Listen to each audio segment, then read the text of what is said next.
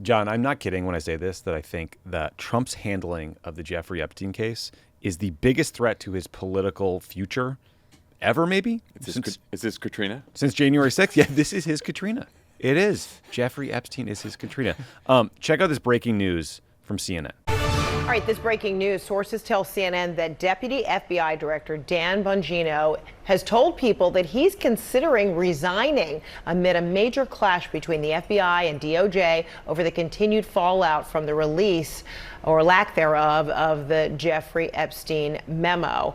Deputy Dan. Deputy Director of the FBI is reportedly so mad about Attorney General Pam Bondi's handling of this case that he had to take a mental health day. He didn't show up to work the other day, and he's considering resigning. Like the cliche is where there's smoke, there's fire. This is like a volcanic eruption. And look, we're glad that he took a mental health day. BetterHelp is a sponsor. Yes, you're right. So we think that's important. But it is funny if you've encountered Dan Bongino on social media. I used to call him Roid Rage all the time because he would just go insane all the time, scream at people. As you saw there, he's quite muscular. Anyway, now this is our fifth installment, I believe, of this series of Epstein Compile and Report. And if you had told me Monday that by Friday Dan Bongino might be leaving the FBI over this, I would have told you that you were way down a rabbit hole and you need to. But like, this is wild. I'm so red pilled on this. I can't even believe. But it's rightly so. Yeah, rightly so. If Dan Bongino, if the deputy director of the FBI leaves over this, yeah, it's crazy. I mean, just to remind everyone, so Jeffrey Epstein, he's this disgraced financier and pedophile who mysteriously died in prison in 2019 while awaiting charges for sex trafficking minors. He is the scum of the earth, but he had high-level connections, including relationships with Bill Clinton, Bill Gates, and yes, Donald Trump, who I believe Jeffrey Epstein said was his closest friend at one point. Been on his plane 20 times. Yep. The mega media world spent years inflaming their base, saying Jeffrey Epstein didn't kill himself. This is a big cover-up. We got to elect Donald Trump because he's going to expose the truth and get us justice. Comments like this from Donald Trump Jr. How is it that my father can be convicted of 34 crimes, but no one on Epstein's list has even been brought to light? I'm trying to figure out how that's possible, right, folks? It's almost like they're trying to protect those files for some reason. I can't imagine why, right? Well, your father was charged with 34 counts because he was guilty He's a of a criminal. crime. Yeah. And it doesn't seem like there's a list. Or if there is a list, your dad's covering it up. Again, as we talked about yesterday, there's sort of two options here. Either the Trump administration is covering up for Epstein and his associates and heinous crimes, unimaginably heinous crimes, or these creeps cynically used the abuse of minors to advance their political project for years. Right, which they, it's a QAnon thing, it's a Comet Pizza thing. They like doing this. This is their favorite. They yeah. like exploiting, child abuse, child trafficking, accusing people of it just to sort of stir up their base. Yeah. And now they're reaping the whirlwind. Yeah, their base and is all stirred. of the metaphors. Yes. The leopards eating the face, all of it. All of that. So we've literally talked about this every day of this week because this crisis in MAGA world is growing. A couple things we've learned since we talked about this story literally yesterday at this time. One, the Daily Beast reported that Trump considered pardoning Ghislaine Maxwell, Jeffrey Epstein's enabler in these crimes, who is currently serving 20 years, I believe. Remember when they asked him about her and he said, "I wish her well"? I wish her well. Yeah. So fucking weird. Yeah. Two, Bill O'Reilly, former Fox News host, said he talked with Trump directly about the Epstein case in March, and that Trump told him there were, quote, a lot of names associated that had nothing to do with Epstein's conduct, which maybe explains why. I wonder who. Yeah, there's no further information that's been released. Maybe like, I can think of one big name. I mean, rhymes with Honnold Bump. Yeah, no, I think that I don't know. I'm getting red pilled now as well. It's happening. Should we talk about the Wired story? Yeah, and then Wired magazine reported that the video DOJ released from near Epstein's prison cell the night he was found dead has been modified using editing software. John, thoughts on any of this? So, I read the Wired story because first I got very excited by the headline. And it's possible that the that they could have used the software to like make it ready for public release and to like splice two clips together. They did say they enhanced it in some way too, to make it more easy to see, I guess. But like, who the fuck is gonna believe that now? Absolutely nobody. Absolutely nobody. I mean, I'll just tell you, for my years, when we worked in the White House, I had the lucky job of handling all of the kind of Benghazi-related stories for like a year and a half. Good times. Once there is a factual discrepancy like this, once there is a missing piece, once there is a demand for some additional documents to be released or a further investigation, like the political fallout becomes endless. You like literally cannot satisfy people who are going to want to know, why was this edited? Why was it exported into Premiere, Adobe Premiere? Why is there a missing minute? Like, none of the explanations are going to cut it. Yeah, there's no move they can make here that is going to satisfy people at this point. No. Their hands are tied. Yeah, they're screwed. And like, lest do you guys think this is a couple of libs like overhyping this because they hate Donald Trump? Here's Steve Bannon, of all people, talking earlier today about the MAGA outrage over Jeffrey Epstein. It's not about just a file ring and all that. This is about who governs us, right? And that's why it's not going to go away. For this to go away, can we blow the brake, by the way? Can we blow the brake, guys?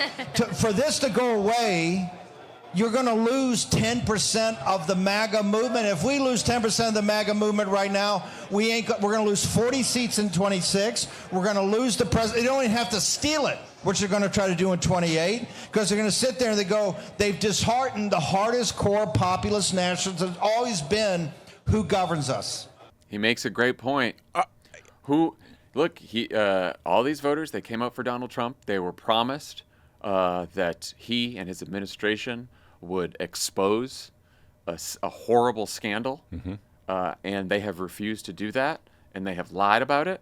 And Donald Trump was angry at a reporter for even asking the question. Scolded the reporter for daring to ask. And now the deputy director of the FBI is considering leaving because they have bungled this so badly. And like, look, Steve Bannon is a highly partisan individual. He's a propagandist. He's not someone who I trust to be factual, but he has his finger on the pulse of the MAGA movement.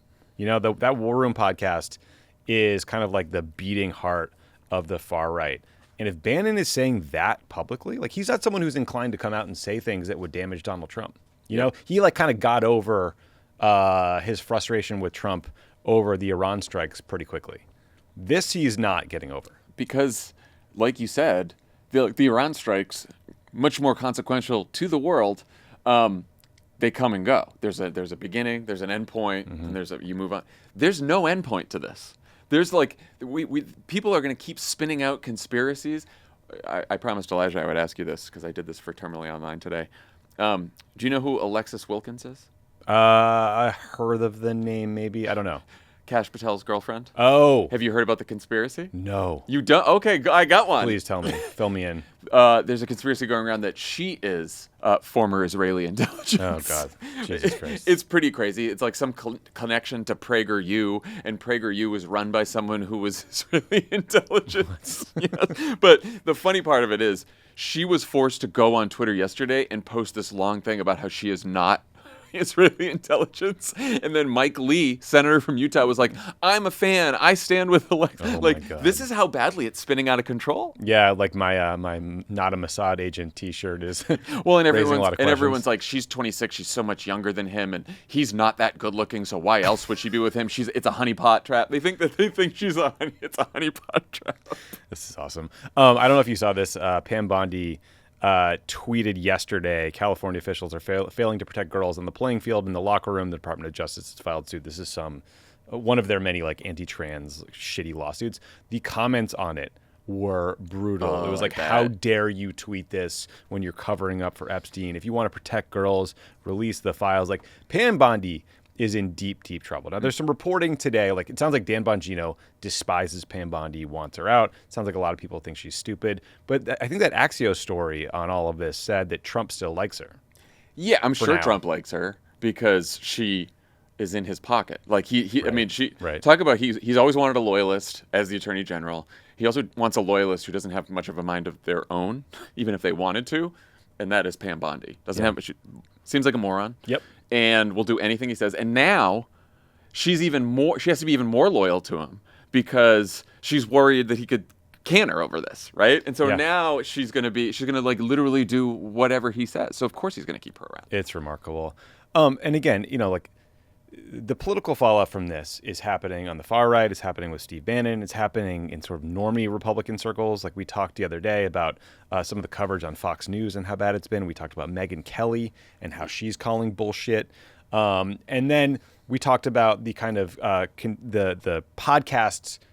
The comedy podcast circuit that Trump dominated during the election. They've been talking about Epstein a lot too, and they are furious at Trump. But it's not just Epstein. It's like a series of policy decisions that have gone over very, very badly among a lot of these new voters, kind of like the Theo Vons of the world. And here's a clip of influential comedian Andrew Schultz on his podcast Flagrant from earlier this week. I believe when Trump, everything he campaigned on, I believe he wanted to do. And now he's doing the exact opposite thing of every single fucking thing. I don't know what he's done. Yeah, exactly to your point. If you tell me, it's easier for me to believe you wanted to do all these things if any of them were happening in the way that you said they were. To that point, like there'll be people that they'll DM me and be like, you see what your boy's doing? You voted for this. I'm like, I voted for none of this. He's doing the exact opposite of everything I voted for. Yeah. I want him to stop the wars. He's funding them. I want him to shrink spending, reduce the budget. He's increasing it. It's like everything that he said he's going to do, except sending immigrants back. And now he's even flip-flopped on that. Put it in an ad. It's really good. It's exactly what we've talked about this week. Like, it's what we were hoping for, which is that the Epstein thing is not a one-off, and that it sort of opens the door to a larger critique of Trump from people just like Andrew Schultz. And one that's not on policy, it's about trust and character and credibility, right? Yes. Well, with the policy support, the policy decisions supporting the argument. For sure, but what they're talking about there is basically this guy lied to us. And there's there's a very understandable reaction to this that you see a lot on Twitter, which is like, ha ha ha, I told you, idiot. Obviously he was lying to you. And what I'd say to people is keep that one inside. What would be very useful, I think, in that moment is to try to find ways to welcome guys like Andrew Schultz, his co-hosts, his audience into the fold. And then that, again, like part of this, I do think, you and I talked yesterday about what could Democrats do to kind of fan the flames of the controversy around Epstein. There is also sort of an open question of like, okay, what can we do to, in this moment, demonstrate that the Democratic Party is a party of integrity or cares about these issues sincerely or kind of like wants to get at the substance of what's going on here. Yeah. Because like we're talking about this. Look, we're like, there's a lot of schadenfreude here. Like Donald Trump cynically used the abuse of these young girls for political purposes, and watching him get absolutely fucked over by it is gratifying and fun. But there is a very serious element of it. Like there's a very serious element of this, which is like this horrible person got away with murder. These people were horribly abused. How can you like help them? How can you center the victims? How can you like, get these people some justice? And I think Democrats, there's got to be some space there to talk about that piece of it too. I think so. And I mean, to Andrew Schultz, right? I've listened to his longer interview that he did with the New York Times. And he was like, look, deportations, I thought it was like worst of the worst criminals. Yeah. Like I didn't want Rogan said that too. Yeah. Rogan said that too. And even in the spending thing, right? It was like he's spending more. And you know what? It's like and the reason he spent more is to give tax cuts to rich people, to like super rich people. That's not what those guys had really wanted either. Yeah. And the Iran stuff, right? So it's like there's actually issues where we don't have to be just like laughing about Epstein. It's what our positions are on a host of issues that they can come around to, which I think we should be welcoming. Yes, and it sort of gets back to like kind of first principles, like what do we want the Democratic Party to be? Yeah, I want it to be anti-war.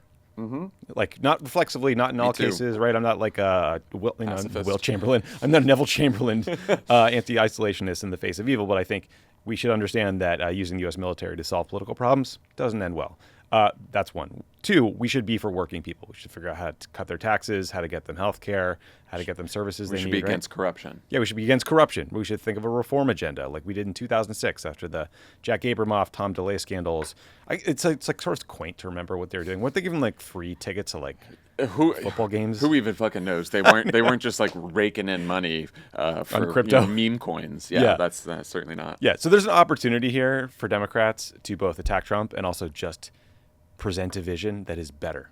And we got to seize it. Yeah. I agree. But until then, we're going to Good keep luck. covering the story. Yeah, Dan, hope your mental health day goes well. Yeah, best of luck. Deputy Dan. Deputy Dan. There is another piece of this. Maybe putting unqualified people in really important positions. Not the best idea. If That you're the president. that was the theme of our Pod Save America that's out today. Is that just from Kristi Noem to Pam Bondi to all they have put the worst fucking people. Sean Duffy's now the NASA administrator. Like, how is he in charge of NASA? It's just, you want someone with experience in real world and road rules and the real world road rules challenge. I liked him on was it Boston season? But it was Boston season, yeah. Good Anyway, season. Jesus Christ. That's it. That's it for us today. Thank you for watching this Pod Save America exclusive on YouTube. Please subscribe to Pod Save America on YouTube. The Right Wing, they have huge channels. Like Daily Wire is like 7 million followers, or maybe that's Ben Shapiro. Maybe it's both of them. I don't know. Yeah. He's kicking our ass. And when people search for political news on YouTube, they get served crap like that. And we're trying to surface good information in the algorithm from a progressive perspective. And when you subscribe to us, you help us out. So please do.